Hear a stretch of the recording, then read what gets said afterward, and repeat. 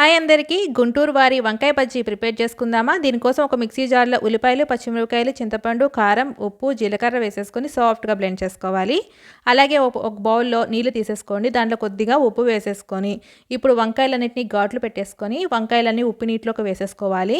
తర్వాత వేడివేడి నూనెలో కొద్దిగా వంకాయలు వేసేసుకొని ఒక 2 నిమిషాల పాటు ఫ్రై చేసుకొని వీటిని వేరొక ప్లేట్లోకి ట్రాన్స్ఫర్ చేసుకోండి. అనేది పూర్తిగా చల్లారిపోయాక ఒక్కొక్క వంకాయని తీసుకొని ఇందాక మిక్సీ పట్టి పెట్టుకున్న ఉల్లిపాయ పేస్ట్ని స్టఫింగ్లా పెట్టేసుకోండి. అన్నీ ఇలా రెడీ చేసి పెట్టేసుకున్నాక వేరొక మిక్సింగ్ బౌల్లో శనగపిండి, ఉప్పు, వాము, అలాగే దీంట్లో కొద్దిగా కారాన్ని వేసుకొని కొద్దిగా వాటర్ పోసుకుంటూ ఎక్కడక్కడ పిండి ముద్దలు లేకుండా కలిపేసుకోవాలి. దీంట్లోనే మనం బేకింగ్ సోడాని అలాగే 2 టేబుల్ స్పూన్ల బియ్యం పిండి వేసుకొని కలుపుకున్నాక ఒక్కొక్క వంకాయని తీసుకొని ఇలా బజ్జీలా వేసేసుకోవడమే.